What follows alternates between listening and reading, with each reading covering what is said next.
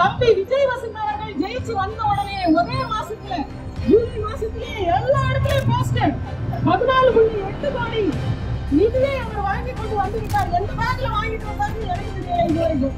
அவர் எங்கேயாவது ஒழிச்சிருக்காருன்னு நம்ம எல்லாரும் போய் எடுத்து வருவோம். சாலைகளை செப்பனிட்டு கன்னியாகுமரி முதல் கன்னியாகுமரியில் உள்ள நெடுஞ்சாலையை செப்பனிட்டு நான் வாங்கி வந்து விட்டேன் என்று சொன்னார். அவர் சொன்னது அவருக்கே மறக்கணும்னு நினைக்கிறேன்.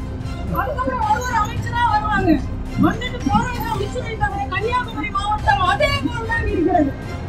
இந்த 12 மணி வெயில்ல மக்களுக்காக, மக்களின் நலனுக்காக, இந்த ரோடுடைய பிரச்சனைக்காக நிற்கும் ஒரு கட்சி இருக்கு என்றால் அது நாம் தமிழர் கட்சி மட்டும்தான்.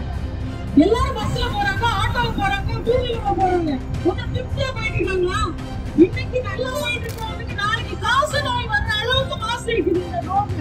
எதுக்கே இவங்களுக்கெல்லாம் நம்ம ஓட்டு போடணும்?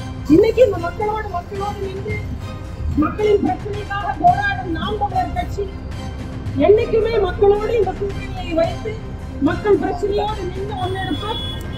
நீங்க எங்களை தேர்ந்தெடுத்தாலும் சரி, தேர்ந்தெடுக்காவிட்டாலும் சரி, நாம் தமிழர் என்றைக்குமே தமிழர்களுக்கான ஒரு கட்சி